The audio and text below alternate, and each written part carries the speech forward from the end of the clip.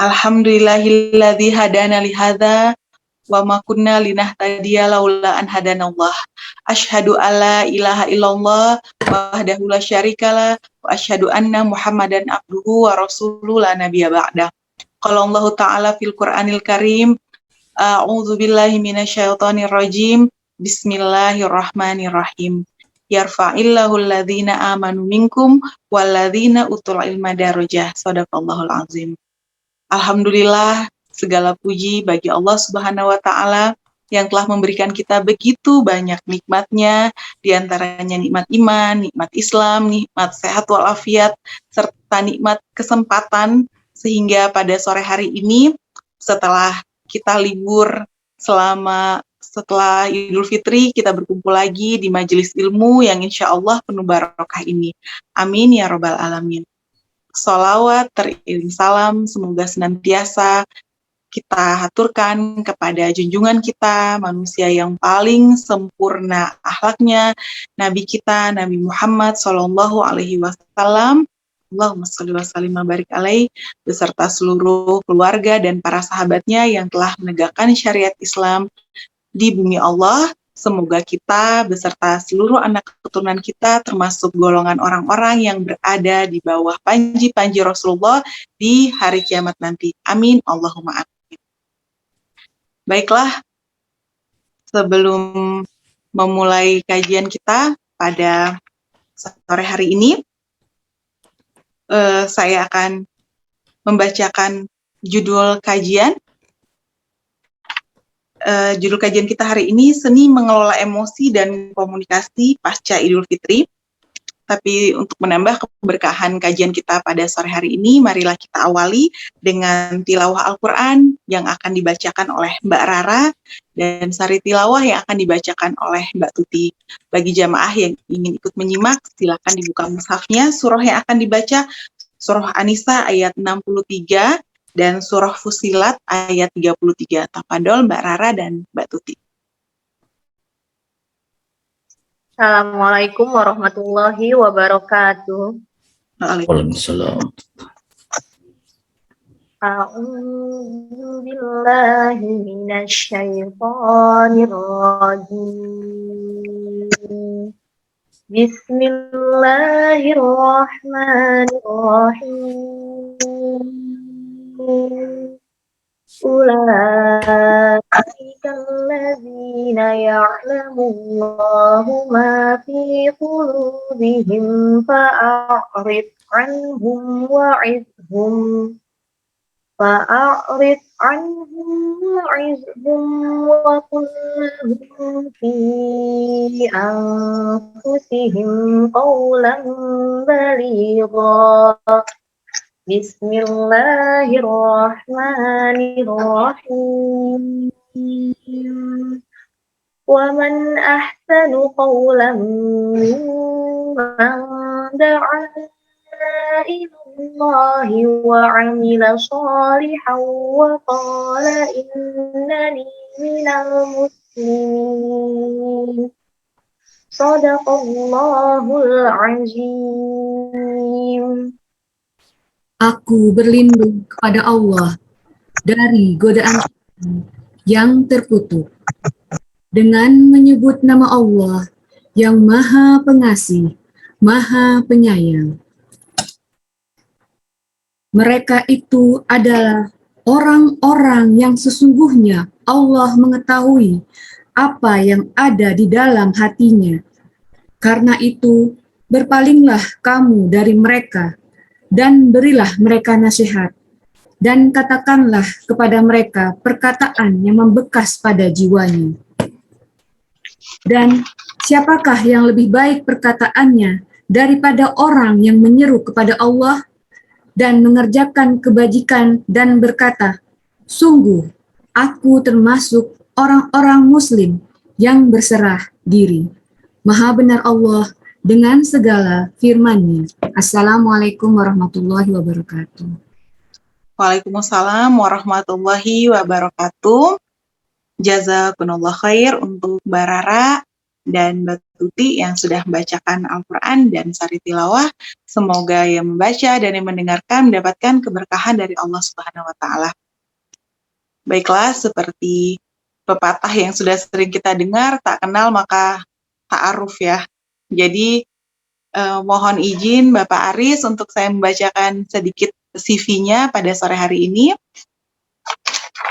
Bapak Aris Ahmad Jaya Divi MMM atau Mr. Sugesti Indonesia, tempat tanggal lahir Pati 23 Februari tahun 1974, pendidikan Fakultas Kedokteran Hewan Institut Pertanian Bogor tahun 1998, kemudian melanjutkan program profesi dokter hewan di universitas yang sama dan lulus pada tahun 2000. Kemudian melanjutkan pendidikan di Universitas Ibnu Khaldun Bogor, jurusan Magister Manajemen. Publikasi atau karya beliau sangat banyak ya. Di antaranya ada yang bestseller, telah terjual lebih dari 39.000 eksemplar pada tahun 2003, yaitu buku yang berjudul 30 Hari Mencari Jati Diri. Kemudian ada Super Parenting, Sentuhan Cinta pada tahun 2016, dan Endorphin Teacher tahun 2015, dan masih banyak lagi karya yang lain. Untuk pengalaman memberikan training tidak perlu diragukan lagi karena sangat banyak jam terbang dan pengalaman beliau, mulai dari perusahaan swasta seperti PT Coca-Cola, Garuda Food, hingga instansi-instansi pemerintah seperti Departemen Pertanian, Perdagangan, Kementerian Keuangan, hingga Kementerian Perhubungan Republik Indonesia. Baiklah, untuk lebih mengenal beliau dan materi yang akan dibahas hari ini, mari kita sama-sama luruskan niat dalam belajar, siapkan alat tulis, kita sama-sama belajar. Kepada Bapak Aris, waktu dan tempat saya persilahkan. Baik. Terima kasih Bu Zoraya. Bismillahirrahmanirrahim. Semoga Allah memberkahi pertemuan ini, merahmati kita, menjadikan kita menjadi bagian dari orang-orang yang senantiasa bersyukur, bersabar, dan bahagia. Yang menjawab salam saya, mudah-mudahan diberkahi keluarganya, diberikan anak yang solih dan solihah, dan menjadi bagian dari orang-orang yang beruntung di dunia dan di akhirat. Assalamualaikum warahmatullahi wabarakatuh. Waalaikumsalam warahmatullahi wabarakatuh. Alhamdulillah, segala puji bagi Allah. Assalatu wassalamu ala Rasulillah, salat kepada Rasulullah sallallahu alaihi wasallam. Terima kasih kepada ibu-ibu yang luar biasa, para bunda. Dan mudah-mudahan yang hari ini hadir, yang membersamai dan dibersamai dalam acara ini, mudah-mudahan mendapatkan hal-hal positif, hal-hal baik yang bisa dipraktikkan. Minal aidin wal faidin, taqabbalallahu minna wa minkum, taqabbal ya karim. Semoga Allah memberkahi Ramadan kita, memberkahi keluarga, dan juga bahagia bagi putra-putri kita, dan menjadikan kita menjadi bagian dari orang-orang yang senantiasa bersyukur. Amin. Bunda sekalian, mudah-mudahan hari ini kita langsung bisa praktek apa yang saya sampaikan. Mengapa materi hari ini adalah materi yang penting?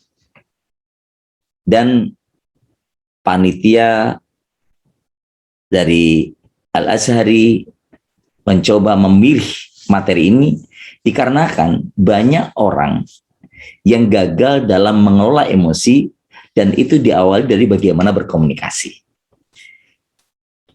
Para bunda yang luar biasa, materi ini juga telah dirasakan oleh teman-teman di Lab School, di Al-Azhar, dan juga di Al-Azhari ya, di Azhari, dari Al-Azhar, Azkia.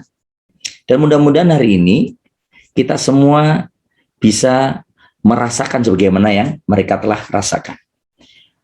Beberapa kurun waktu sebelum COVID, ketika saya bertemu dengan teman-teman di Surabaya, jadi ini teman-teman di Santa Maria, Surabaya. Jadi ada catatan yang saya coba ambil dari mereka.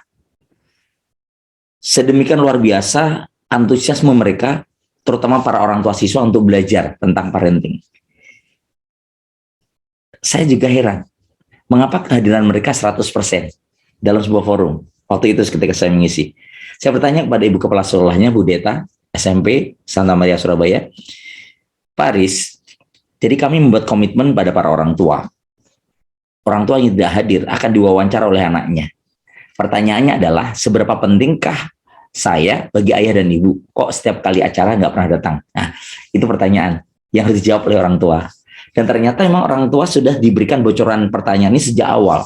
Pokoknya ambil rapot kah atau acara penting untuk orang tua yang nggak datang, kursinya tetap kosong, difoto, dikirimkan pada orang tua dan siap-siap mendapatkan pertanyaan dari anak masing-masing. Nah itu strateginya, makanya 100% hadir.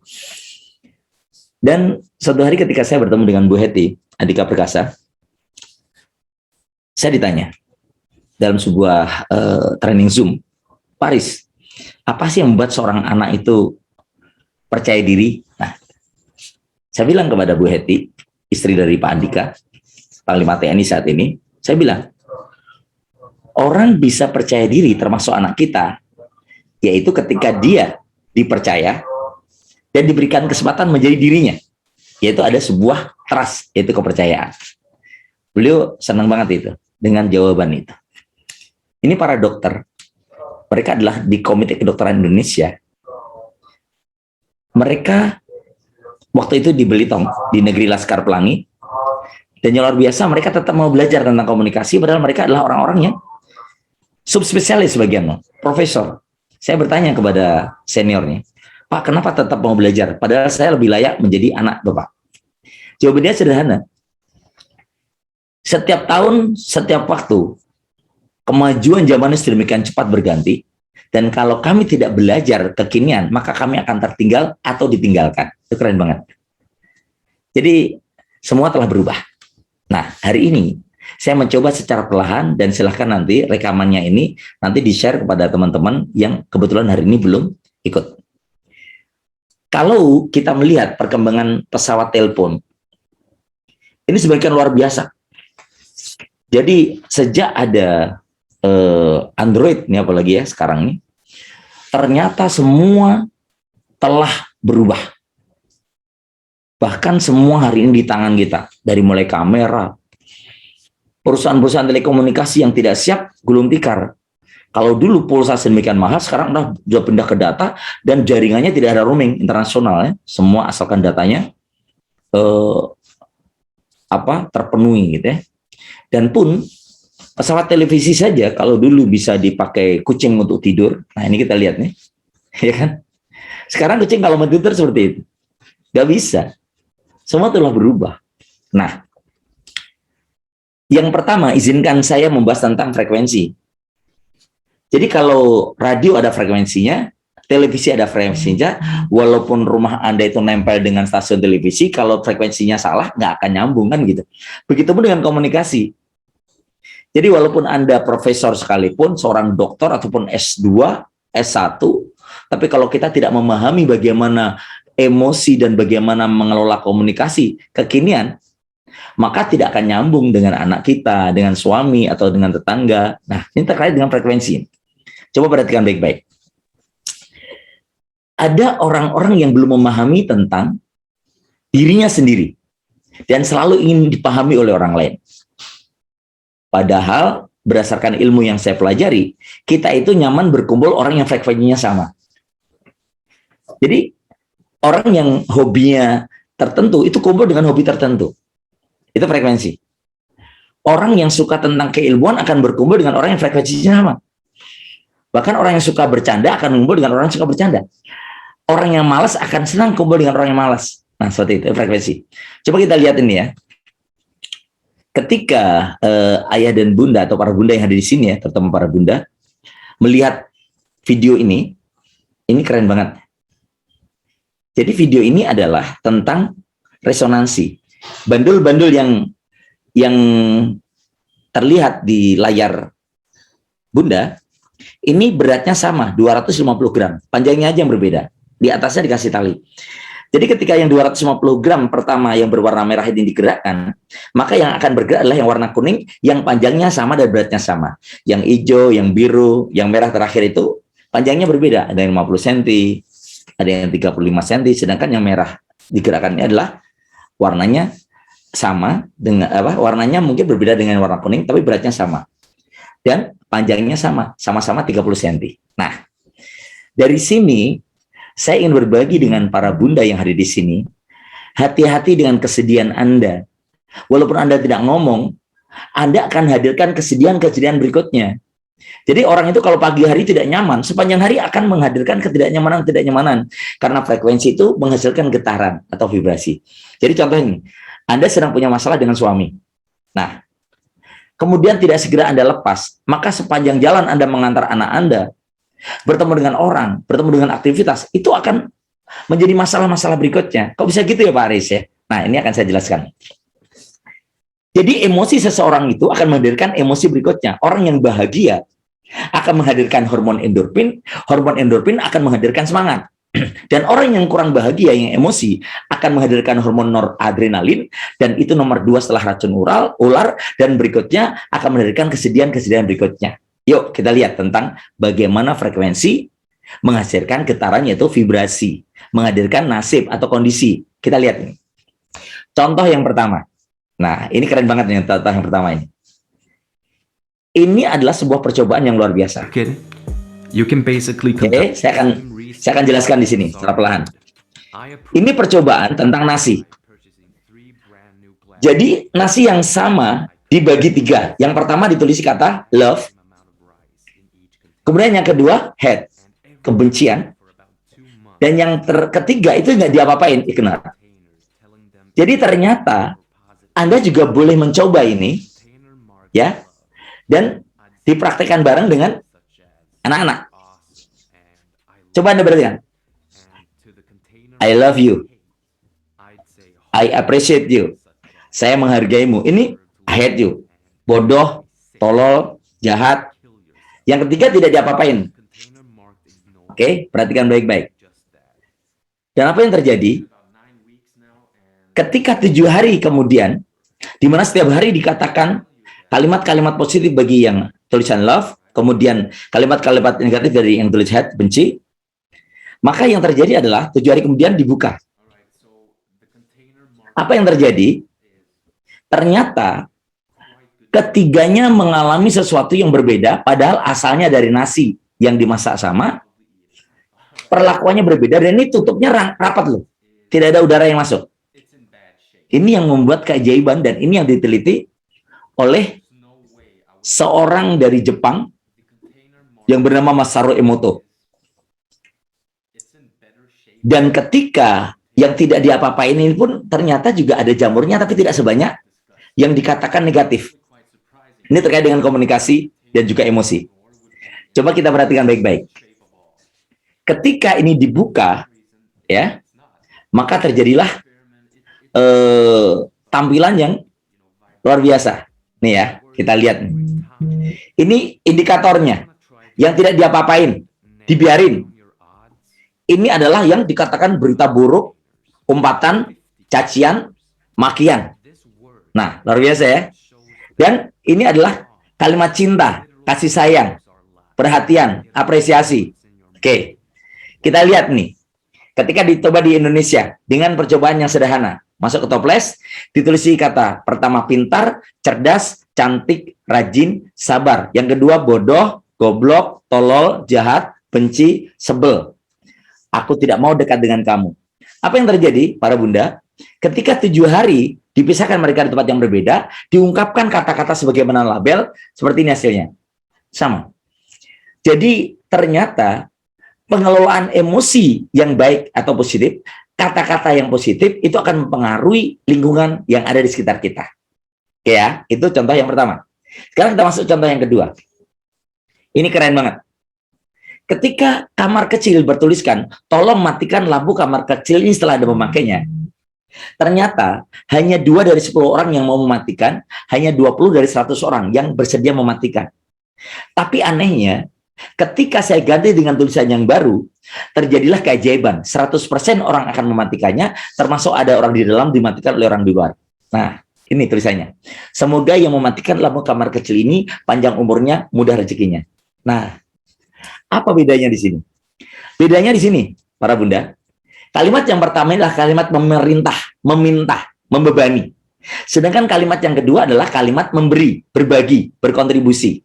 Nah, jadi orang tua yang sering bernasihat kepada anak, terlalu sering bernasihat itu akan menjadikan anak itu resisten. Itu satunya gitu. Atau sering mengkritik orang, atau sering mengintimidasi, memaksa, menakut-nakuti. Nah, itu sama dengan yang pertama ini. Tapi yang kedua, ini adalah memberi, berbagi, berkontribusi. Oke ya, kita lanjut ke yang ketiga. Contoh yang ketiga. Contoh yang ketiga ini keren lagi. Ini keren banget. Terus terang saja, video ini sangat menginspirasi. Jadi para bunda, bayi ini terlahir dan ibunya meninggal setelah melahirkan dia karena sebuah penyakit. Sebelum ibunya ini meninggal, ternyata memberikan surat wasiat, hati yang dia punya didonorkan kepada orang yang berhak mendapatkannya.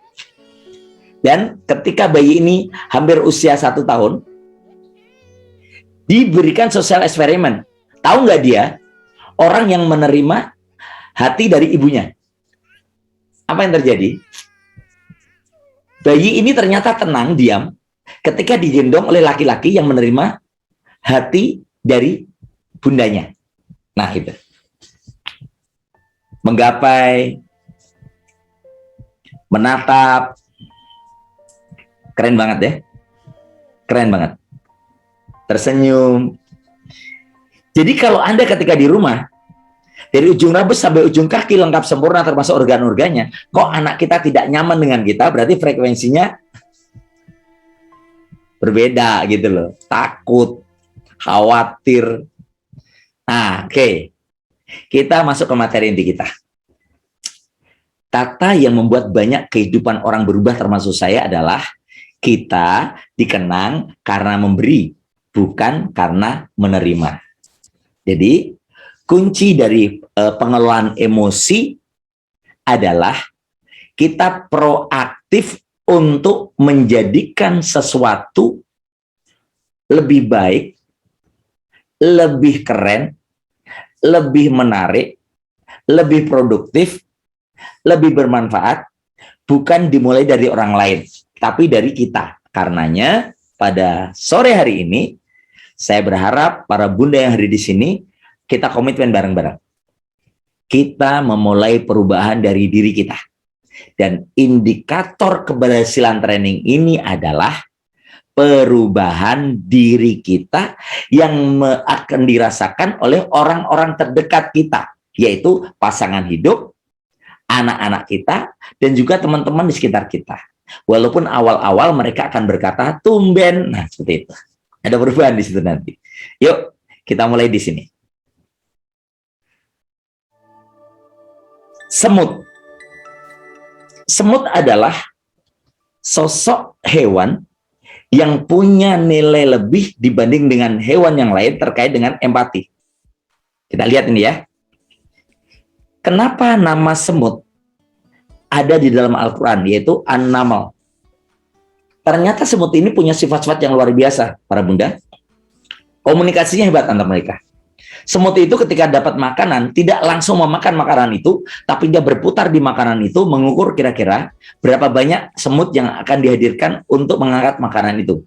Dan makanan itu bukan menjadi makanan pribadi semut yang menemukan, tapi menjadi makanan bersama.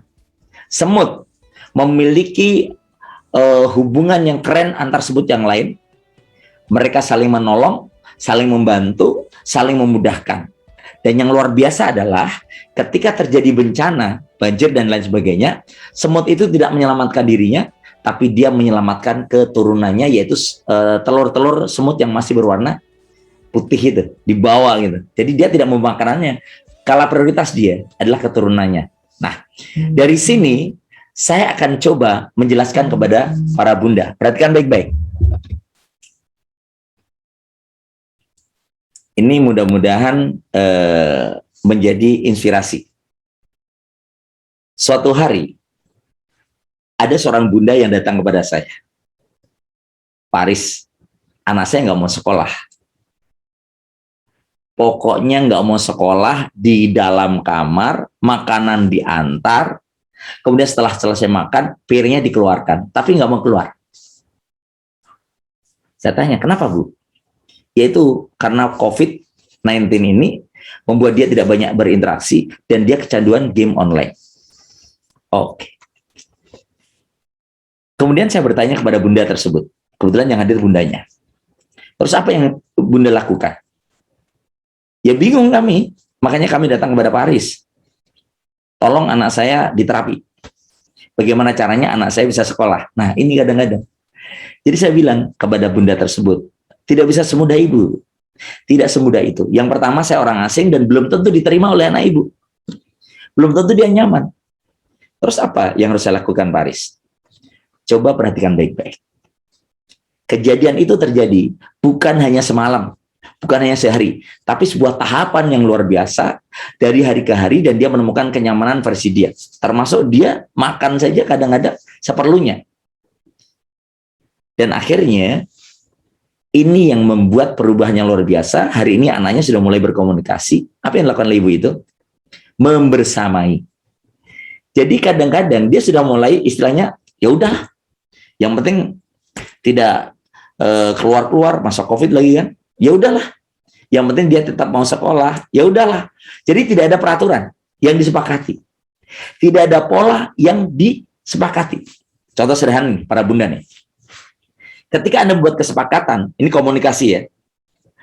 Membuat kesepakatan dengan putra-putri Anda, pokoknya baju kotor tolong diletakkan di keranjang baju kotor. Yang tidak meletakkan di keranjang baju kotor tidak ikut dicuci. Titik, terserah. Pokoknya ini peraturan. Ini kesepakatan. Gimana? Paham? Paham? Paham? Itu lebih nyaman. Daripada tiba-tiba ibu marah luar biasa, emosi luar biasa, ketika anak suatu hari mau sekolah, baju olahraganya ternyata nggak ada, ternyata masih terselebit kotor dan belum dicuci. Itu terjadi pada beberapa kasus anak. Nah, hari ini saya ingin coba berbagi dengan Anda bagaimana sosok hewan pun dia memiliki program untuk anaknya, mosok kita enggak? Yuk kita lihat ini. Perhatikan ini ya. Bunda, ini yang bernama beruang. Beruang pun punya kurikulum. Kenapa kita emosi? Kenapa komunikasi tidak nyambung? Karena kadang-kadang kita mengabaikan sebuah proses. Yuk kita lihat beruang ini. Induk beruang ini mengajarkan kepada anaknya bagaimana menghadapi tantangan hidup sepeninggalnya, yaitu mendaki salju yang sedemikian licin, dingin, dan terjal. Artinya kemiringannya luar biasa. Ada 3 catatan yang bisa Bunda catat di sini. Yang pertama, ternyata beruang ini pun punya ilmu penghidupan. Jadi bukan sekedar ilmu kehidupan. Bagaimana sepeninggalnya anaknya tetap mampu menjalani hidup. Salah satunya adalah mendaki lereng bukit bersalju ini. Yang pertama. Yang kedua, membersamai dengan pelajaran kesabaran. Ini coba perhatikan baik-baik. Dijatuhkan kembali loh ini. Dijatuhkan kembali. Luar biasa ya. Hampir sampai kemudian dijatuhkan kembali. Apakah karena beruang ini tidak sayang dengan anaknya? Atau dia sedang punya masalah dengan suaminya? Kan enggak ya? Ini kelihatan sederhana para bunda. Mengapa induk beruang ini menjatuhkan anaknya kembali? Ternyata inilah hukum sunatullah yang boleh kita pelajari. Luar biasa banget ini. Jadi induk beruang ini ternyata mengajarkan kesabaran, ketekunan, kesungguhan, pantang menyerah, pantang putus asa pada anak kecilnya yang suatu saat lagi tidak lagi dibersamainya. Harus mandiri. Nah, kegagalan kita itu adalah salah satunya memberikan kesempatan kepada anak kita untuk menyelesaikan permasalahannya. Sehingga kadang-kadang permasalahan-permasalahan anak kita diselesaikan oleh orang tua, termasuk mengerjakan PR sekolah. Karena kita ingin anak kita nilainya bagus. Akibatnya menggantungkan pada ibunya atau ayahnya ketika mengerjakan pekerjaan yang semestinya dia kerjakan. Akhirnya dia masuk ke zona nyaman. Nanti juga diselesaikan sama mama. Gitu kan? Nah, jadi metode hari ini 5 seni mengelola emosi. Nah, emosi dulu sebelum kita nanti masuk ke komunikasi. Insya Allah cukup. Nanti kita juga banyak diskusi. Saya akan langsung masuk ke materi intinya. Para bunda yang hadir, terima kasih 33 sudah membersamai 5 seni mengelola emosi. Ternyata yang pertama adalah kalau 5 jari ini ada simbol jempol, telunjuk, jari tengah, jari manis, jari kelingking. Itu biar mudah kita ingat. Jempol. Ternyata orang-orang yang mampu mengelola emosi adalah orang-orang yang mampu menghargai orang lain, mampu melayani orang lain, dan mampu menjadi pribadi yang menarik dan menyenangkan. Ini keren banget. Ini sudah diteliti oleh seorang Robert Kiyosaki. Ternyata orang-orang yang mampu mengelola emosi adalah orang-orang yang memiliki kemampuan menghargai, memiliki kemampuan untuk melayani, memiliki kemampuan untuk menjadi pribadi yang menarik dan menyenangkan. Ini konsep bagaimana mengelola emosi pasca Idul Fitri yang pertama.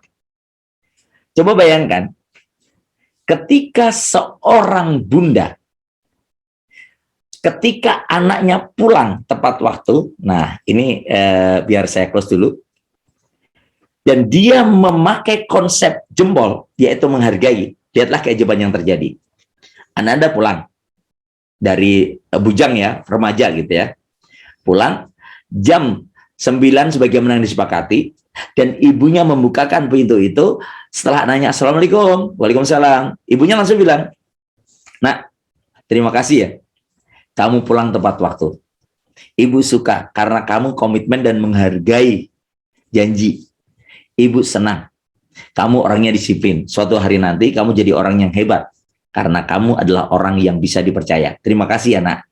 Coba bayangkan. Ini konsep yang luar biasa loh, termasuk bagian dari komunikasi. Kemarin ada seorang ibu yang WA saya panjang banget ucapan terima kasih terhadap perubahan anaknya. Karena saya memberikan konsep kepada dia waktu konsul, kan ada beberapa kami memberikan konsultasi para orang tua bagaimana mengelola emosi anak. Dia bilang gini, "Pak Aris, sederhana banget ya, tapi hasilnya nggak sederhana." Apa Bu? Begini Pak Aris. Pak Aris kan bilang ke saya, tangkap basah kebaikan, tempat besi selagi panas. Terus apa Bu? Jadi ternyata sederhana Pak Aris ya. Kalau orang sedang berprestasi, kalau orang sedang bahagia, kalau orang sedang senang, itu pikirannya terbuka. Betul Pak. Jadi ketika anak saya, dari yang mulai kecil sampai yang gede, ketika dia melakukan aktivitas baik, saya selama ini diem Pak. Maksud Ibu? Iya, saya nggak ungkapkan. Saya itu cerewet kalau anak saya salah. Coba ceritakan ke saya, Bu. Contoh, Pak, anak saya ketika berangkat ke masjid, Pak, laki-laki nih, sudah SMA, berangkat ke masjid. Selama ini saya diam aja. Tapi ketika saya memanfaatkan tangkap basah kebaikan, tempat besi selagi panas, saya ngomong gini ke anak saya, "Dek, terima kasih ya. Ibu seneng deh, kamu berangkat ke masjid. Laki-laki sudah balik. Ibu suka kamu taat pada Allah. Suatu hari nanti kamu akan menjadi orang yang sukses. Makasih ya." Itu pertama Pak, saya ngomong. Dia ngomong, tumben. Nah gitu. Jadi saya ditumben-tumben nih sama anak saya. Jadi ketika anak saya yang kecil, anak saya yang SD, Pak Aris, lagi makan, habis, saya selama ini diam aja. Tapi konsep yang Pak Aris ajarkan, tangkap basah kebaikan, tempat besi selagi panas, saya ngomong gini ke anak saya, "Terima kasih ya, nak, kamu sudah menghabiskan makanan yang ibu masak. Ibu seneng deh. Kamu orangnya bersyukur pada Allah dan tidak mubazir. Ibu suka. Suatu hari nanti kamu jadi orang yang kaya raya banyak zakatnya." Pokoknya Pak Aris, sekarang saya pakai konsep Pak Aris. Cerewet baik. Saya dulu cerewet Pak Aris. Tapi cerewet saya tuh pokoknya kritik. Anak saya masuk kamar mandi Pak Aris. Ketika keluar, saya langsung bilang gini, "Sudah mandi nggak? Kok masih kering kepalanya? Hah? Kepalanya kenapa masih kering? Balik lagi. Sudah sikat gigi belum? Tuh, masih kuning giginya. Sikat gigi." Gitu Pak Aris. Sekarang saya balik Pak Aris. Jadi ketika dia masuk kamar mandi, sudah keluar mandi, saya bilang, "Terima kasih ya nak, sudah mandi tepat waktu. Besok lagi kalau mandi, kepalanya dibasahin, giginya agak disikat gigi lama, biar tambah keren." Udah saya nggak marah Pak Aris. Oh, keren, keren, keren. Saya bilang, Bu, mantap. Iya, Faris. Suami saya lagi, Faris. Jadi ketika dia pulang, biasanya saya ya biasa aja. Ketika pas bilang pulang, tepat waktu bawa oleh-oleh, saya bilang, Pak, tahu nggak Pak? Saya senang banget. Papa pulang bawa oleh-oleh tepat waktu. Wih, keren banget. Ah, Mama ngapa-ngapain? Apa-apaan sih? Apa-apaan sih? Enggak. Mama senang. Jadi Pak Haris, pertama suami saya itu, dikiranya saya ada maunya. Pasti ada maunya, gitu. Pertama gitu. Tapi berikutnya Pak Haris, dia akhirnya tahu saya sudah berubah. Keren, keren Pak Haris. Jadi ternyata tangkap basah kebaikan tanpa besi selagi panas, itu yang Pak Haris ajarkan, itu benar-benar menjadi bagian perubahan di keluarga saya. Nah, jadi sekarang Anda coba bayangkan ya. Makanya materi seperti ini harusnya bapak-bapak hadir. Harusnya bapak-bapak dengar. Kenapa? Karena orang tua Indonesia, khususnya para ayah, itu jarang mengapresiasi istrinya. Ngomong terima kasih saja itu berat. Indonesia adalah negeri yang susah ngomong terima kasih. Nggak percaya? Lihat tuh Piala Thomas. Kalah kan sama India. Harusnya final harapannya dapat emas. Karena dapat perak nomor 2. Itu nggak ada berita. Pulangnya di bandara disambut atau tidak saya juga nggak tahu. Bisa jadi pulang sendiri-sendiri itu masing-masing. Kenapa? Karena nomor 2 Indonesia negeri yang menghargai nomor 1. Itu nggak boleh. Proses itu penting. Oke, dah ya. Jadi yang pertama ternyata adalah ketika kita mampu menghargai, mengapresiasi, mampu untuk menunjukkan betapa proses dia itu dihargai, lihat keajaiban yang terjadi. Ibu tadi bilang gini ke saya. Tahu nggak Pak Haris? Sekarang anak saya itu sudah melakukan sesuatu yang dulu susah banget. Susah banget. Saya suruh bangun saja, dulu susah bangun subuh. Jadi ketika saya bilang ke dia, Nak, makasih ya, kamu tadi bangun subuhnya tepat waktu, kemudian kamu mandi, kamu sholat, kamu mandi, ibu senang banget. Makasih ya, ibu bahagia banget. Pokoknya kamu keren. Itu ternyata jarang loh dilakukan oleh para bunda. Termasuk ketika anaknya belajar di Zoom, atau mengerjakan PR, atau melaporkan tugas. Kadang-kadang kita lebih banyak marahnya. Jadi survei membuktikan selama COVID, banyak orang tua yang jadi monster bagi anaknya. Ini sudah diteliti loh. Anak itu konflik sama ibunya. Terutama ibunya ya. Kalau sama ayah jarang. Kenapa? Karena ayahnya jarang mau bersamai. Oke ya. Ini udah masa komunikasi sama emosi ya. Nah, para bunda, coba kita lihat ya. Yuk kita lihat nih. Kita lewat. Visualisasinya sudah saya jelaskan nih. Yang kedua, ini mohon maaf nih para bunda yang ada di sini dan juga ayah yang juga hadir nih. Jadi ternyata setelah kita mampu menghargai, mampu mengapresiasi, mampu untuk memudahkan, menarik dan menyenangkan, ketelunjuk dalam bahasa komunikasi sebagaimana tema hari ini, bagaimana mengelola emosi, ternyata adalah mampu bertanggung jawab, komitmen, konsisten. Jadi gini, ternyata, nah ini saya akan jelaskan nih, saya close dulu ya. Anak kita, atau pasangan kita, atau orang-orang di sekitar kita, walaupun tidak mencatat, mereka tuh ingat banget janji yang kita ucapkan, kalimat yang kita utarakan. Contoh nih, kita ngomong aja ke anak, insya Allah Sabtu kita keluar deh renang bareng. Mungkin kita lupa, anak kita enggak. Dia mencatat bener. Kok nggak renang sih? Kan kemarin katanya renang. Maaf nak, maaf gimana? Apa ya? Ini mama ada acara mendadak atau papa ada acara mendadak. Anak kita itu mencatat, benar-benar ingat. Jadi kemampuan kita untuk komitmen, mampu menjadi teladan, telunjuk ya, layak dipercaya. Ini gitu sih. Jadi komunikasi dan juga bagaimana mengolah emosi setelah jempol, yaitu kemampuan mengapresiasi, menghargai. Kemudian telunjuk adalah trust, bisa dipercaya.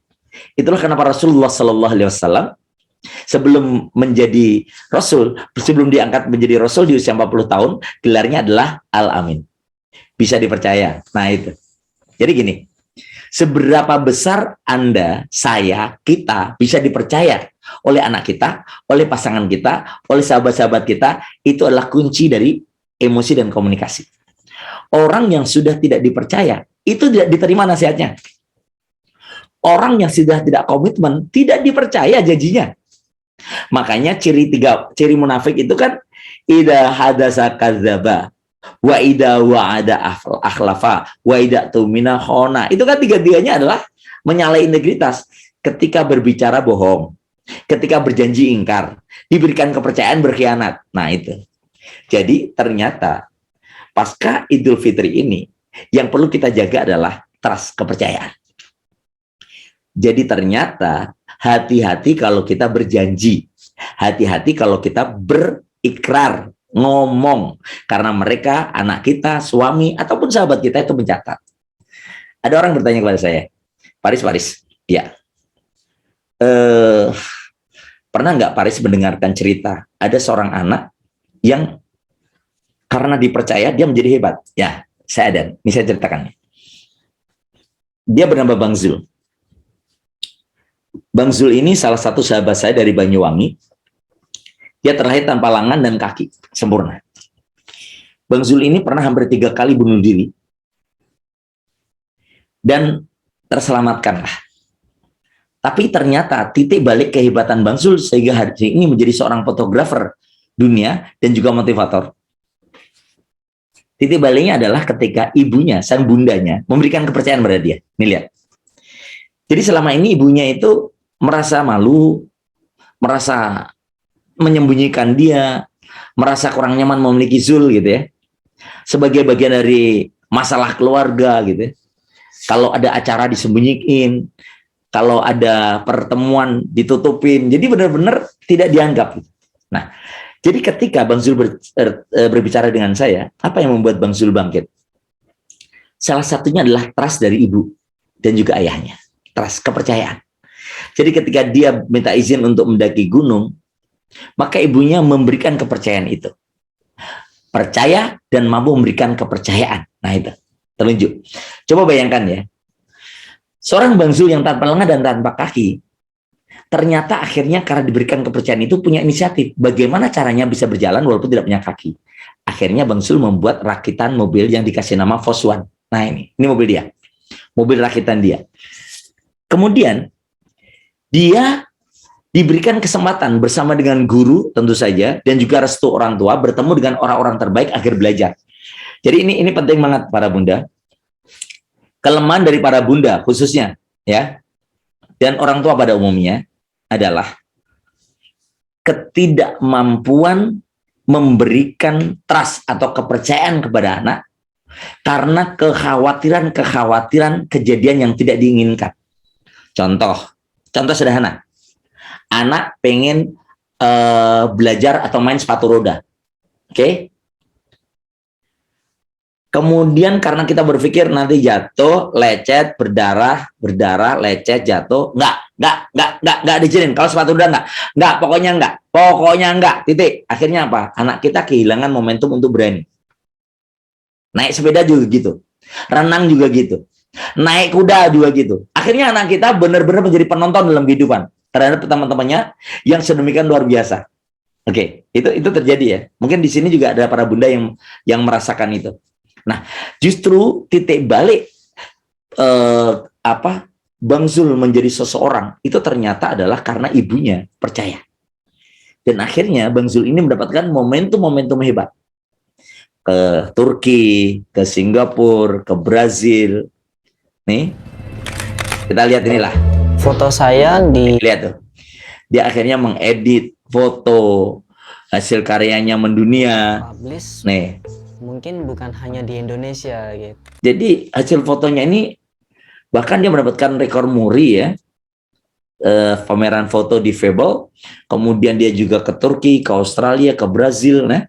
Dan tanggal 31 Januari 2021 beliau menikah dengan seorang yang luar biasa ya, menerima dia, wanita sempurna secara fisik dan juga secara mental luar biasa.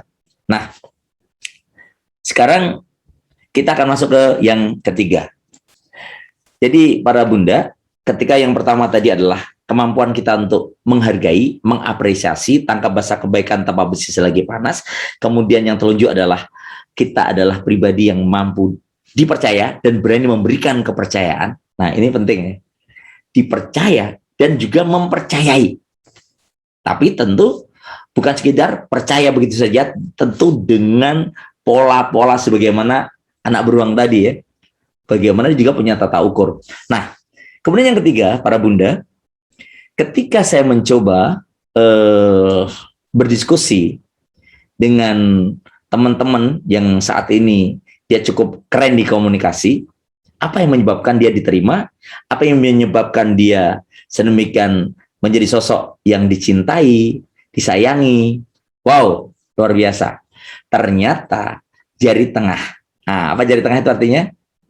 Nah ini, kemampuan berkontribusi di atas rata-rata.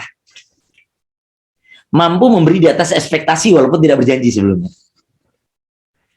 Memberikan kejutan-kejutan indah. Memberikan pelayanan-pelayanan yang baik. Membersamai, menemani. Jadi jari tengah ini kan lebih tinggi ya dari yang lainnya. Nah itu artinya apa? Kita mampu menjadi sosok yang di atas ekspektasi. Jadi ketika anak itu senang banget karena ibunya punya sebuah titik perhatian di atas dari harapan dia. Contoh sederhana. Ada seorang bunda yang lain ya, dia ngomong ke saya lewat WhatsApp, WA gitu. Paris, tahu nggak Paris? Ya. Sebelumnya kan saya males banget ya ngantar anak saya sekolah. Sudah ada sopir, Paris. Sudah ada sopir. Ya begitulah. Pokoknya saya percayalah dengan sopir bisa nganter. Wong sopir ini juga dari saudara saya juga. Gitu. Tapi ketika saya mendapatkan materi dari Pak Aris berkontribusi di atas rata-rata, terus setiap pagi saya sebenarnya bisa meninggalkan aktivitas saya dulu karena saya adalah ibu rumah tangga Pak Aris. Terus apa yang dilakukan? Saya mengantar anak saya menjadi prioritas. Saya temani dia, udah saya turun mengantarkan dia. Setelah itu saya naik lagi, saya pulang mengerjakan aktivitas berikutnya. Ketika anak saya pulang dan saya mengerjakan aktivitas sesuatu, saya tinggalkan aktivitas itu dan saya jemput anak saya. Pokoknya saya prioritas. Saya jemput dia, kalaupun saya pas tidak bisa menjemput karena ada aktivitas, pas dia masuk ke rumah, saya tinggalkan semua aktivitas saya, benar-benar menyambut dia, memeluk dia. Kebetulan anaknya masih SD ya, kalau SMA masih nggak bisa begitu. Memeluk dia, dan saya bertanya kepada anak saya, gimana? Apa peristiwa hebat hari ini yang bisa diceritakan ke mama? Apa hal indah hari ini yang bisa diceritakan ke mama? Itu loh Paris. Saya dulu kadang-kadang nanyanya langsung, ada PR nggak? Ada PR nggak? Udah sekarang istirahat, nanti kerjakan PR. Nanti sebentar lagi kursus ya. Saya membuat dia stres Paris.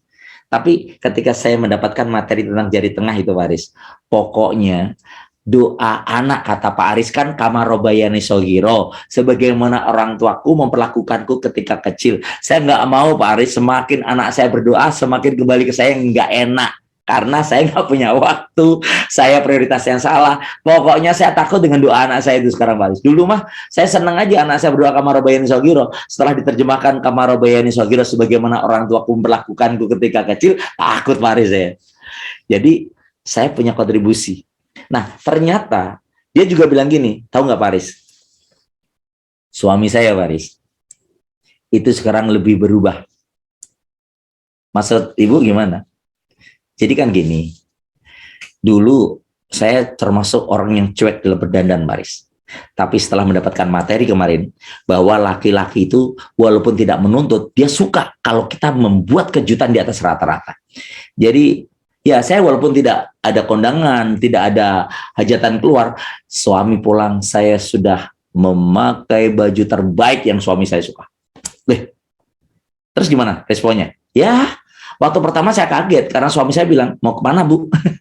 Ibu mau pergi kemana? Mama mau pergi kemana malam-malam? Ternyata komunikasi itu bukan hanya bagaimana kita berbicara. Itu salah besar loh. Kalau komunikasi adalah bagaimana kita berbicara. Karena komunikasi adalah bagaimana kita diizinkan.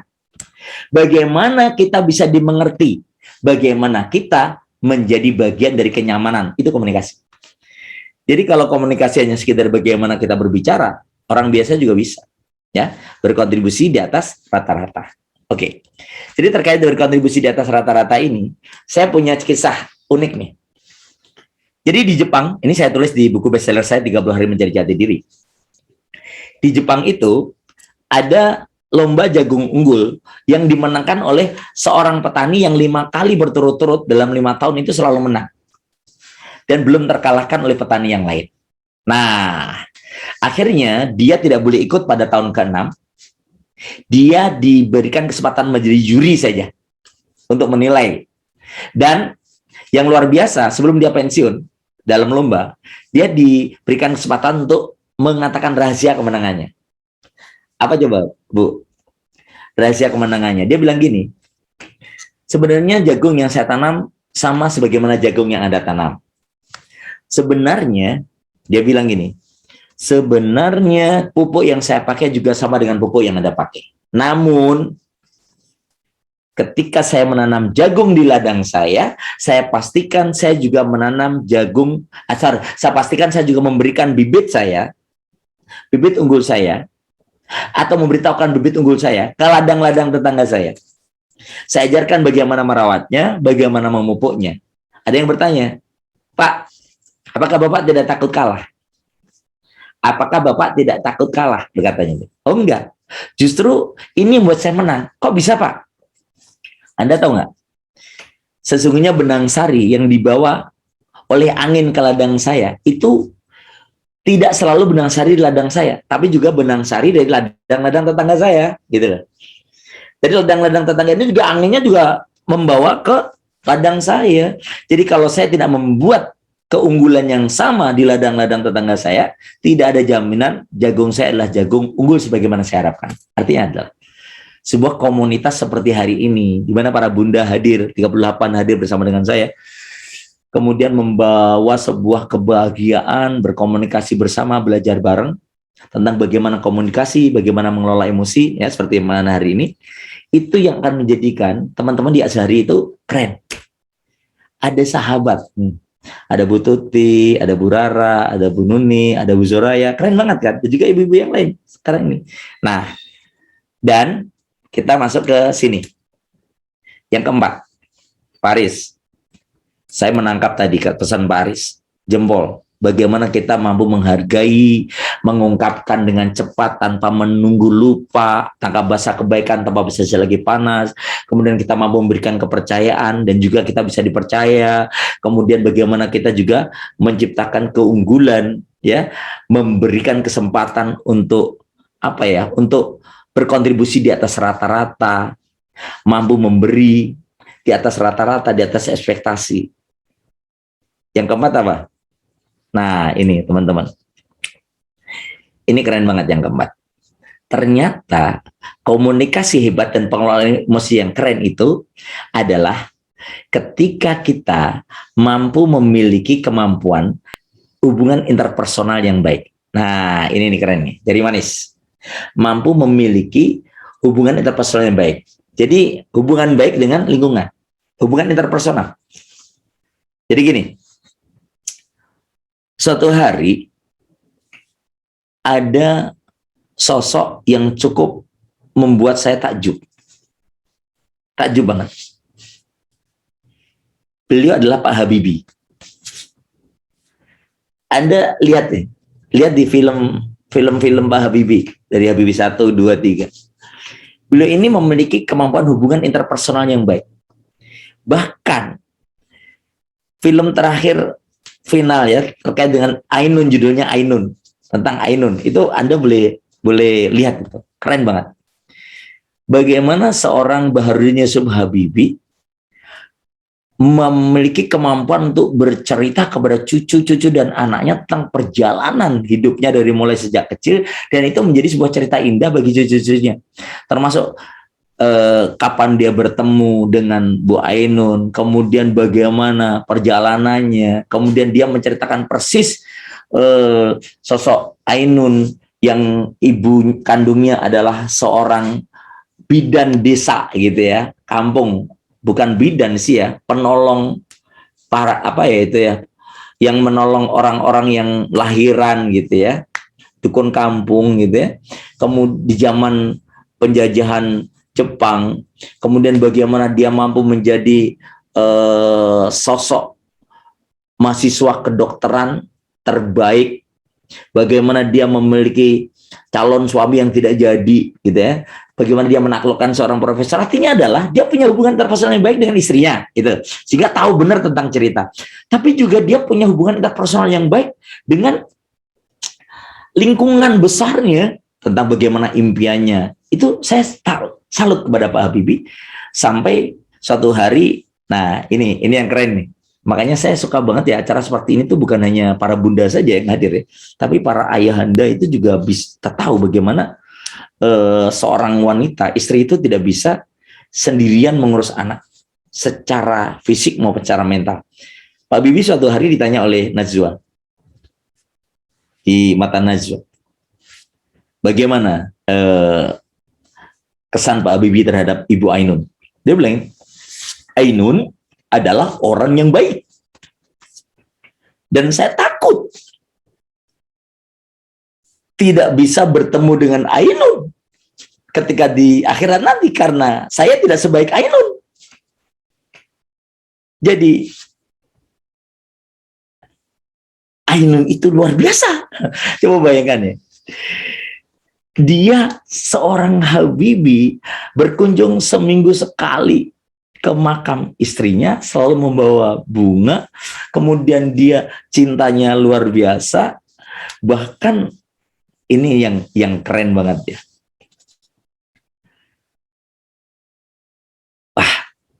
Ketika beliau menceritakan tentang sosok Ainun di film Ainun itu, dia benar-benar merasakan betapa mendapatkan anugerah yang luar biasa. Itu hubungan interpersonal yang terceritakan, yang tervisualisasikan. Bahkan yang luar biasa adalah satu kunci di sini. Dia bilang, jadilah mata air yang jernih, jangan menjadi air yang keruh. Karena mata air yang jernih ini akan mampu mencerdihkan air-air yang lain ketika konsisten. Itu salah satu hubungan baik dia dengan ayah, walaupun ayahnya meninggal ketika dia masih SD.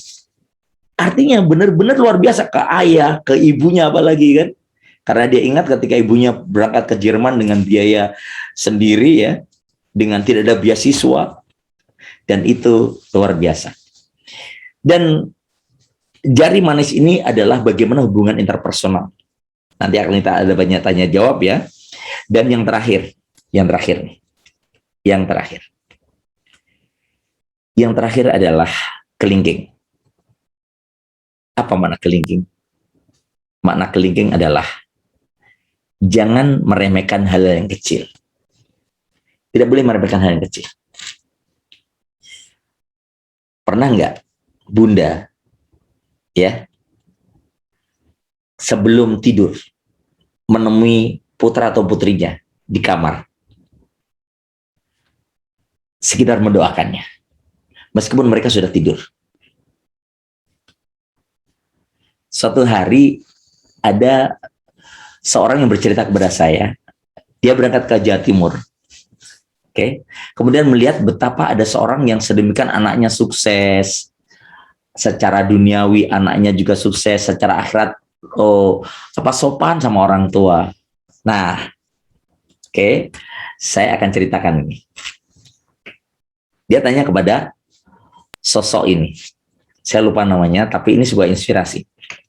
Pak, bagaimana sih Bapak bisa menghantarkan anak-anak Bapak sopan, santun, kemudian sukses, mereka menempati tempat-tempat terbaik, ada yang jadi dokter spesialis, ada yang jadi direktur di perusahaan, tapi mereka semua itu rukun, kemudian sopan.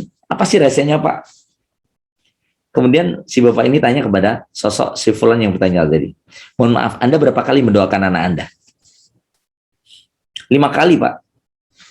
Setelah sholat 5 waktu, saya selalu mendoakan anak-anak saya. Kenapa Pak? Itu minimalis banget ya. Loh, itu sudah maksimal menurut saya Pak loh. Setelah habis sholat loh Pak. Enggak, itu minimalis banget. Yang saya lakukan adalah sehari semalam saya lebih dari 100 kali doakan anak saya. Banyak amat, Pak. Enggak, itu pun sedikit. Terus gimana caranya, Pak? Jadi ketika anak saya beraktivitas, misalnya dia sedang berangkat, saya langsung berangkat sekolah, saya langsung doa aja, ya Allah, mudahkanlah rizkinya, berikanlah ilmu yang baik, dan jadikan dia manusia yang kaya raya banyak zakatnya. Ketika terlintas anak saya lewat saja, saya langsung bilang, ya Allah sehatkan dia. Ketika dia pas belajar, mudahkan belajarnya. Pas dia makan, ya Allah sehatkan dia, panjang umurnya, jadikan dia menjadi anak yang solih, yang menjadi penyambung kebaikan-kebaikan saya, amal jariah dunia dan akhirat. Ketika dia sedang tidur, saya langsung terlintas doa aja, ya Allah, mudah-mudahan dia engkau bangunkan dalam kondisi sehat, segar, bugar. Ketika dia dalam kondisi makan, saya langsung berdoa, ya Allah, kayakan dia, berikan rezeki yang halal, banyak, berlimpah, dan bisa membantu banyak orang. Loh, banyak banget ya Pak ya ternyata ya. Iya. Jadi ketika dia pulang, ya Allah, terima kasih sudah engkau selamatkan dia dan selamatkanlah hidupnya. Bapak selalu gitu. Iya. Pokoknya saya terlintas, saya doa aja. Bahkan ketika lihat fotonya saya doa, masuk ke kamarnya saya doa, dan itu otomatis. Wow, keren. Dan itu betul, Bu. Saya merasakan. Jadi anak saya yang pertama itu Afzal Haikal Mumtaz, sekarang semester 4 di Brawijaya. Secara ranking di kelas dari 30 orang mungkin dia tengah-tengah lah, 20 gitu. Itu bukan tengah-tengah ya. Dari 30 ranking 20. Tapi saya selalu mengingat bahwa Allah selalu memberikan pertolongan dengan kekuatan doa. Dan saya selalu berdoa. Saya tanya ke dia, nak, kamu nanti kalau habis dari pesantren, kemudian di pesantren Al-Kahfi dia, di pesantren kamu kemana? Saya pengen ke Brawijaya ya. Saya selalu bilang amin, ayah mendukung, ayah mendukung. Saya tidak pernah ngomong mimpi kali ya, susah itu di sana, gimana sih nilai aja sih itu mau ke Brawijaya, mikir. Saya bilang gitu. Enggak, itu saya enggak bilang. Saya bilang amin. Dan saya bilang kumpulkan lambang dari Brawijaya itu, foto-foto, tempelkan di kamar, tempelkan di handphonemu, tempelkan di laptopmu. Pokoknya setiap kamu lihat, ngomong aja ke Allah gini, ya Allah berikan satu kursi untukku, ya Allah, satu kursi untukku. Pokoknya gitu aja, satu kursi untukku. Saya pun bilang gitu ketika belajar, ya Allah mudahkan dia dapat Brawijaya, karena dia pengen jauh dari orang tua biar mandiri, pengen ke Malang katanya. Ya udah, Bismillah, saya bilang. Ternyata dalam sebuah perkembangan itu ikut jalur prestasi nggak bisa, memang rankingnya juga nggak memenuhi 10 besar. Ikut rapot di beberapa titik ditolak, bahkan di swasta, di Universitas Muhammadiyah Yogyakarta juga ditolak, nggak diterima. Coba bayangkan. Sudah kan, Bismillah ya Allah, doa aja terus. Ibunya doa, saya doa. Ini pengumuman terakhir itu pas buka, nangis dia luar biasa. Karena setelah itu sekolah yang swasta yang lain sudah gelombang 3 itu diterima di sana. Itu luar biasa, itu keajaiban, ridho, restu, dan terus-menerus yakin. Ini adalah hal kecil. Termasuk Anda mau parkir ya, Anda mau parkir ngomong gini, ya Allah ada satu untuk mobil saya, ada satu untuk mobil saya, ya Allah ada satu untuk mobil saya, Engkau Maha Pengasih Penyayang Allah, Bismillah. Udah ngomong aja gitu, lihat nanti keajaiban yang terjadi. Ya itu. Jadi jangan sampai kita itu pesimis di awal, nggak mungkin kayaknya nggak mungkin. Tidak boleh meremehkan yang kecil. Sebuah kesimpulan sebelum kita diskusi, karena sekarang sudah jam 5.15, saya ingin memutarkan sebuah film yang membuat inspirasi hidup. Ini adalah seekor singa yang diselamatkan oleh Rendel bersaudara. Singa ini adalah hasil dari perburuan liar dan diselamatkan, dijadikan keluarga mereka. Singa ini benar-benar berada dalam sebuah kondisi nyaman dengan 2 bersaudara ini. Anda tahu? Singa yang sedemikian galak lupa atas ganasnya. Senang, memeluk, membersamai. Bahkan, singa ini semakin hari semakin dewasa, dan ketika singa ini sudah dewasa besar, singa ini akhirnya apa? Harus dikembalikan ke habitatnya. Dikembalikan ke habitatnya hutan belantara Afrika. Dikembalikan di habitatnya semula. Sedih. 2 bersaudara sedih, dan akhirnya apa? dilepaskan di hutan belantara Afrika, dan singa ini benar-benar tidak lagi berkomunikasi dengan dua bersaudara ini. Yang namanya singa kan tidak bisa video call ataupun zoom ya. Akhirnya 2 tahun singa ini tidak pernah bertemu. Singa ini benar-benar dalam kondisi yang besar, dan dua bersaudara ini pengen ketemu dan diizinkan dengan penembak bius jitu untuk antisipasi. Bayangkan, singa yang dulu hanya selutut sekarang udah sepinggang, gede. 2 tahun tidak bertemu. Tapi Anda tahu nggak? Singa yang diberikan dengan penuh cinta dan kasih sayang, keikhlasan, dibersamai. Ini singa loh. Tidak lupa dengan orang yang pernah menolongnya. Tidak lupa dengan orang yang dulu memberikan pelayanan terbaik untuknya. Memang dulu bisa digendong, sekarang enggak. Dulu masih kecil mungil lucu, sekarang enggak. Tapi sifat cinta dan kasih sayangnya ini justru tidak berubah. Ini singa. Sosok hewan yang bisa membunuh, mencabik. Nah, dan anehnya, ini yang tadi saya bilang tentang frekuensi. Singa yang baik hati dan sedemikian penuh cinta ini ternyata membawa vibrasi bagi teman-temannya singa yang lain. Akhirnya singa yang lain pun datang dalam sebuah kondisi yang nyaman, jinak. Tuh. Seperti itu. Nah, pertanyaannya adalah, kalau singa aja bisa sedemikian luar biasa, apalagi anak-anak kita. Sekarang Anda boleh mencatat nomor handphone saya. Jadi Anda bisa screenshot. Nanti kalau pertanyaannya sekiranya ada yang belum dapat, karena waktu kita sangat mepet, ini sudah 15 menit ke depan ya, karena maghrib nanti kan. Jadi silakan Anda tulis. Insya Allah saya siap untuk membersamai pertanyaan-pertanyaan Anda. Dan saya berterima kasih pada ibu-ibu ya, para bunda di SD Asyari, SD Islam Asyari. Mudah-mudahan Allah memberkahi putra-putri kita menjadi putra-putri yang solih dan solehah. Guru-gurunya disehatkan, orang tua muridnya juga diberkahi, dimudahkan rezeki, panjang umur dalam ketaatan, dan Allah memberkati, membersamai kita. Terima kasih. Saya serahkan kepada panitia. Saya bebaskan mic-nya dulu ya. Mohon maaf, tadi saya mute-kan semua biar tidak ada suara-suara yang masuk. Sekarang semua sudah saya bebaskan mic-nya. Saya sama Jaya, terima kasih. Bu Suraya sebagai moderator, terima kasih sudah membersamai. Assalamualaikum warahmatullahi wabarakatuh. Waalaikumsalam warahmatullahi wabarakatuh. Masya Allah, Bapak benar-benar luar biasa pemaparan hari ini.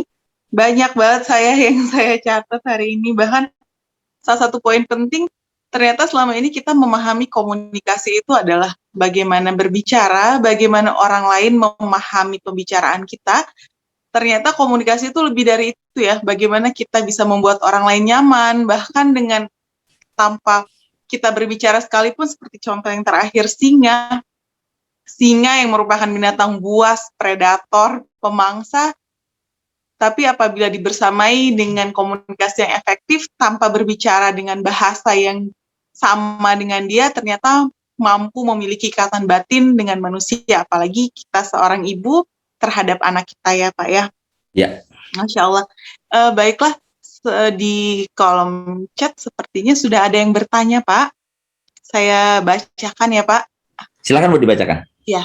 Assalamualaikum Pak Aris, izin bertanya bagaimana kiat berkomunikasi dengan orang tua yang sudah sangat sepuh, kadang-kadang pendirian beliau berbeda dengan pendapat kita. Bagaimana kiat menyampaikan pendapat kita tanpa membuat orang tua merasa digurui dan tidak tersinggung dengan apa yang kita sampaikan. Seperti itu Pak. Baik, ini keren banget.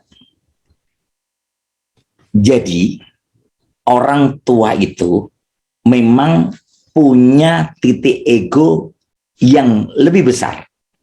Karena dia punya rumus. Dengan cara sayalah kamu menjadi seperti hari ini. Kamu bisa sukses.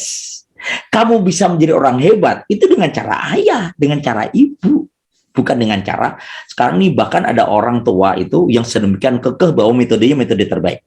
Oke, ada 3 kiat. Yang pertama adalah, ketika orang tua berbicara tentang konsep dan prinsipnya, maka lebih baik kita punya kekuatan komunikasi seperti adalah mendengarkan. Itu yang pertama. Dengan mendengarkan kita akan mengetahui banyak tentang tujuannya, tentang inspirasi darinya, dan tentang keinginannya. Karena kalau kita sudah memutus di tengah, maka yang ada adalah seperti konflik yang berujung pada ketidaknyamanan. Yang pertama adalah mendengarkan. Itu konsep yang pertama. Jadi ketika saya pun sama, bagaimana cara mendidik anak, ibu saya itu berprinsip yang penting anak tidak nangis. Yang penting dia ini nyaman. Jadi kalaupun misalnya dia bilang, diam. Nih permen. Udah, makan aja permen. Nggak apa-apa. Diam aja. Diam. Yang penting kamu diam. Nah, terus berikutnya, pokoknya solusinya adalah solusi yang sangat ini. Oke. Yang pertama, mendengarkan.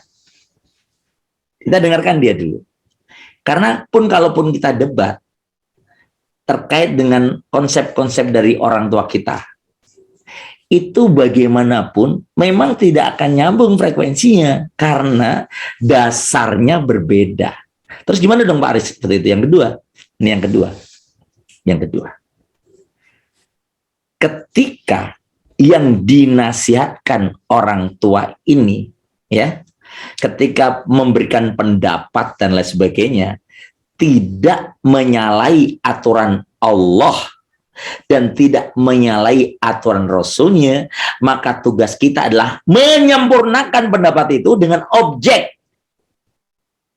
Tidak harus selalu dibersamakan orang tua bersama dengan objek itu. Contohnya gini. Tentang bagaimana mendidik cucu. Bagi kakek nenek kita, anak bagi kita. Mungkin kakek neneknya bilang gini, pokoknya agar anak itu nurut sama orang tua, kamu harus tegas sama anak.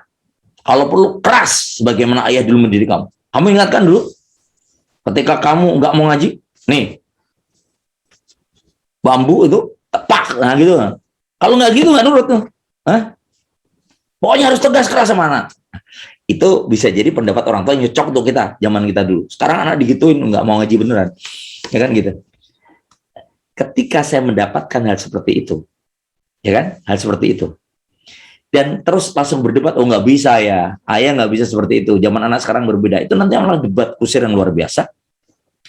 Toh putra-putri kita lebih banyak bertemu dengan kita, lebih banyak bersama dengan kita. Benar-benar, kecuali kalau Anda titipkan anak di orang tua, ya itu baru beda lagi. Makanya minimalisir perdebatan terkait hal yang tidak menyalahi aturan Allah dan Rasulnya, kecuali kalau konsepnya beda, menyalahi aturan Allah, menyalahi aturan Rasulnya.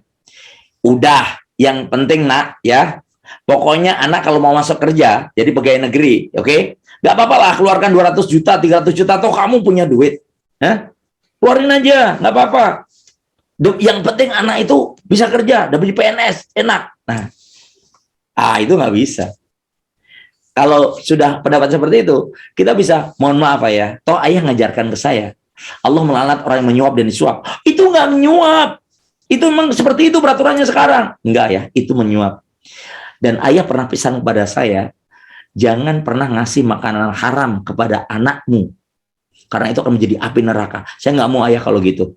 Mohon maaf ya, untuk hal ini saya nggak setuju. Langsung bilang, kalau terkait dengan sesuatu yang menyalahi Allah, aturan Allah dan Rasulnya.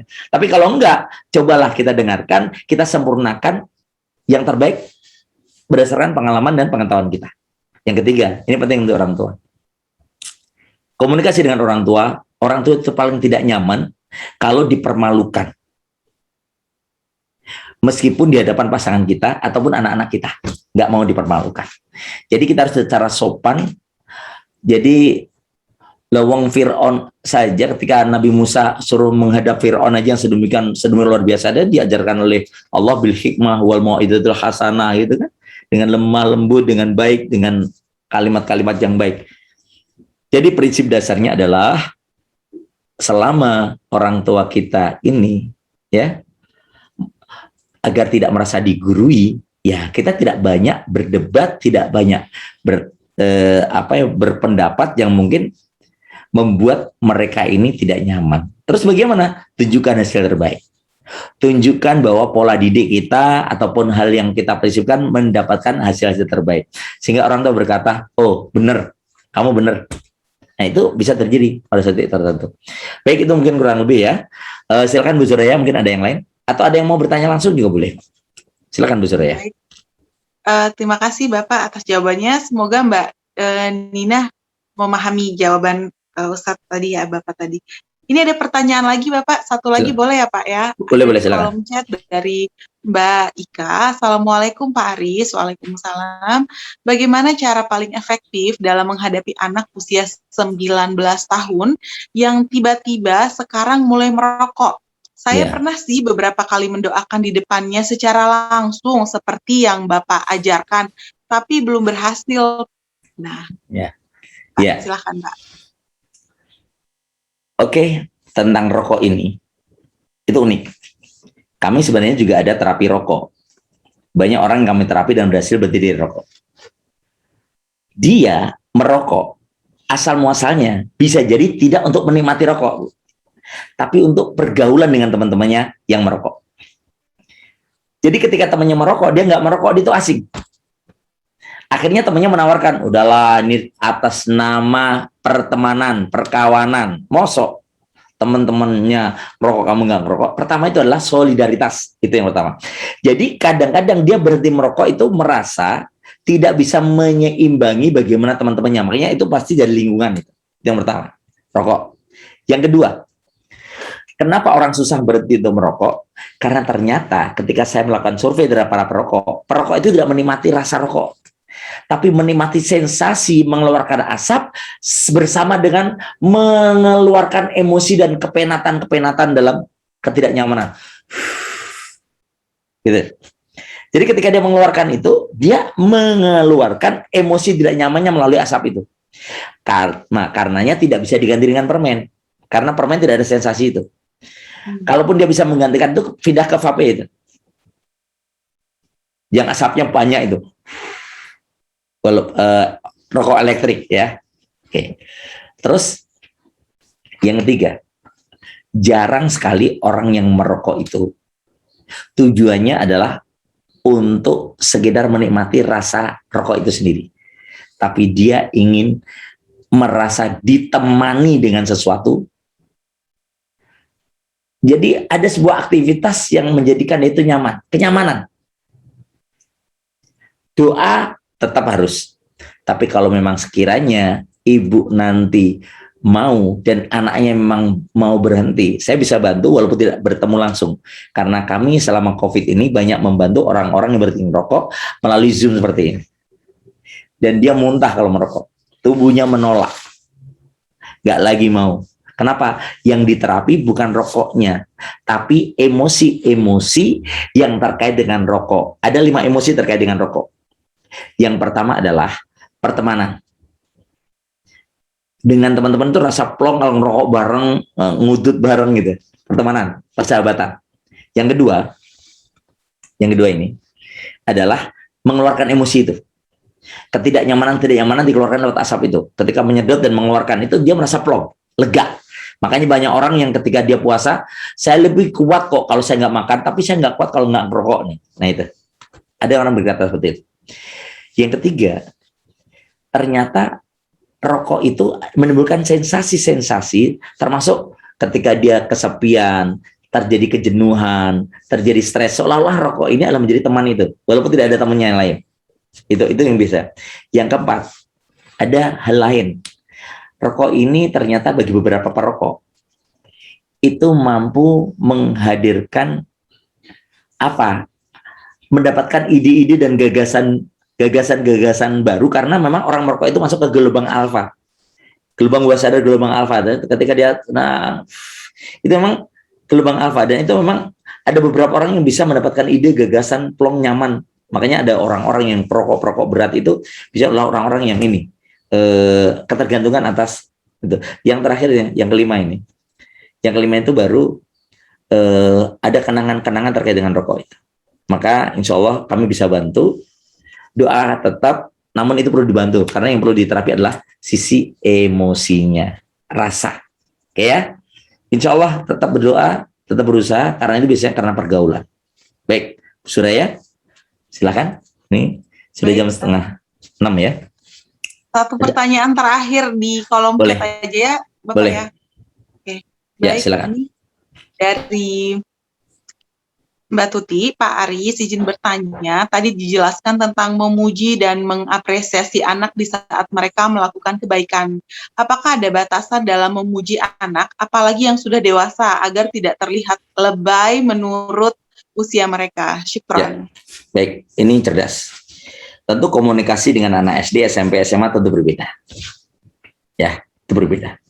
Contoh, ketika anak kita masih usia TK, SD, ya kita bilang, Masya Allah, solihah, dipeluk.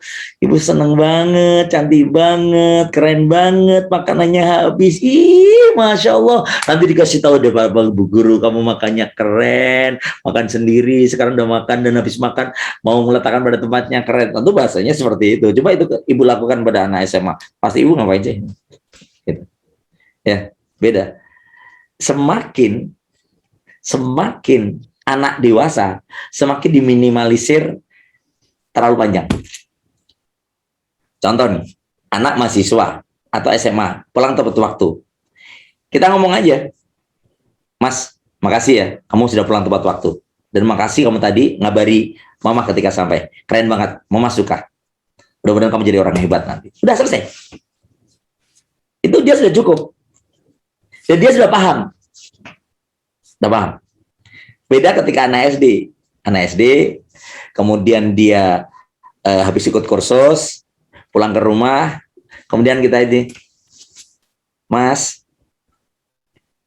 Ibu seneng deh, kamu semangat banget ketika kursus tadi, Ibu seneng banget, Ayah juga pasti seneng deh, kamu rajin, kamu semangat. Jadi Mama tadi ketika pas jemput kamu tuh lihat kamu dengan teman-teman kamu itu, kamu bergaulnya bagus, ya kan? Kamu salaman dulu sama ibu guru yang tadi les, dan kamu juga dada sama teman-teman. Ibu suka. Kamu orangnya keren. Ibu suka. Makasih ya Mas. Nanti kamu jadi orang hebat karena kamu orangnya mau bergaul dan mau empati di orang lain. Makasih ya Mas. Itu SD panjang nggak ada masalah dia. Paling malu-malu. Ibu malu tapi senang. Ibu senang. Jadi ketika saya mencoba mempraktekkan ini, itu anak itu rindu dengan kita. Ayah pulang, pengen diceritain. Jadi ternyata komunikasi yang hebat dengan anak itu adalah komunikasi yang intens, tapi komunikasi ini masuk dengan kenyamanan-kenyamanan. Terus Pak, gimana kalau dia sedang melakukan ketidakbaikan? Gimana? Contoh, anak harusnya pulang jam 9. Anak SMA ataupun mahasiswa, ternyata jam 11 baru pulang. Nah, apa yang harus kita lakukan?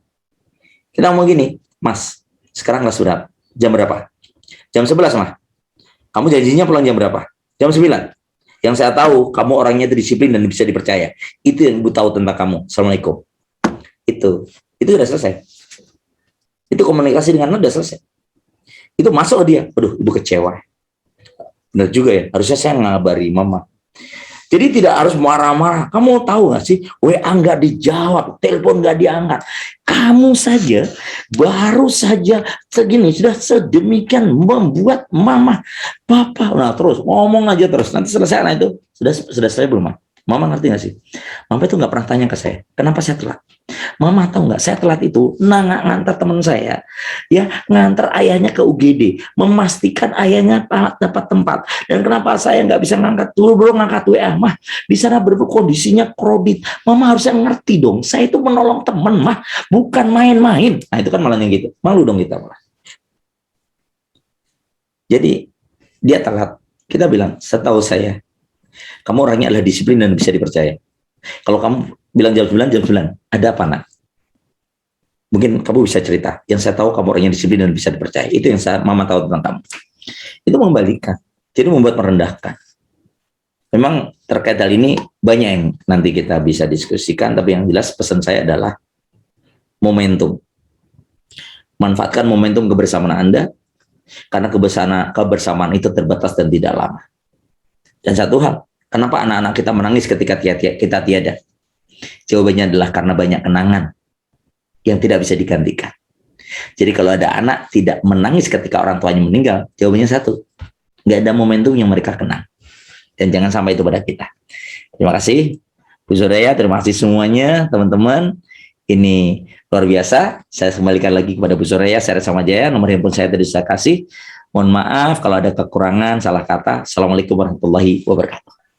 Waalaikumsalam warahmatullahi wabarakatuh. Jazakallah khair, Bapak Aris sudah membersamai kita pada sore hari ini dengan materi-materi yang luar biasa. Semoga setelah kajian ini kita lebih mampu menjadi orang yang berkomunikasi dengan baik, mampu menghargai, menjadi pribadi yang bisa mampu dipercaya dan mampu memberikan kepercayaan pada anak-anak, mampu menjadi orang tua yang bisa memberikan pelayanan di atas ekspektasi, di atas rata-rata, serta mampu menjadi orang tua yang memanfaatkan setiap momentum dengan anak untuk menciptakan kenangan-kenangan baik dan berkomunikasi dengan kemampuan yang terbaik yang kita miliki sehingga menciptakan vibrasi yang baik untuk orang-orang di sekeliling kita.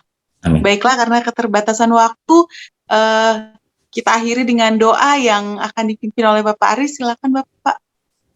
Baik. Bismillahirrahmanirrahim. Aminkan doa ini, mudah-mudahan Allah mengabulkan, mengijabah. Innallaha wa malaikatahu yusholluna 'alan nabi. Ya ayyuhalladzina amanu shallu alaihi wasallimu taslima. Allahumma shalli ala Muhammad wa ali Muhammad kama shallaita ala Ibrahim wa ali Ibrahim innaka Hamidum Majid. Ya Allah, berkailah kami, berkailah putra-putri kami, pasangan kami, keluarga kami, guru-guru yang mendidik putra-putri kami, panjangkan usianya, berikan keberkahan, berikan keberkahan, berikan keberkahan, dan berikan mereka guru-gurunya, berikan kepada kami orang tuanya, dan putra-putri kami kebahagiaan dunia dan juga kebahagiaan akhirat. Ya Allah ya Rabbi, izinkan kami melihat, menyaksikan, membersamai kesuksesan putra-putri kami. Berikan kami kesempatan melihat kemanfaatan dan kebermanfaatan mereka untuk umat. Ya Allah ya Rabbi, jadikan kami menjadi orang tua yang menghantarkan putra-putri kami ke surgamu. Dan jadikan kami sehidup sesurga. Berikan kesempatan kami untuk memberikan dan membersamai mereka, putra-putri kami, pasangan kami, dan keluarga kami, dengan pelayanan terbaik yang menjadikan mereka mencintaimu. Mengerjakan aktivitas yang menjadikan aktivitas itu mendekatkan cintanya kepadamu. Dan pertemukan putra-putri kami dengan orang-orang yang mencintaimu dan mendekatkan cinta putra-putri kami kepadamu. Rabbana hablana min azwajina wa dzurriyyatina qurrata a'yun waj'alna lil muttaqina imama. Rabbi ja'alna muqimas sholati wa min dzurriyyati Rabbana wa taqabbal du'a. Rabbana ighfir lana wa liwalidayna warhamhuma kama rabbayani shaghara. Rabbana atina fid dunya hasanah wa fil akhirati hasanah wa qina adzabannar. Subhanaka rabbika rabbil izzati amma yasifun wa salamun alal mursalin walhamdulillahi rabbil alamin. Amin amin ya rabbal alamin. Terima kasih, mudah-mudahan dikabulkan oleh Allah. Amin amin ya rabbal alamin.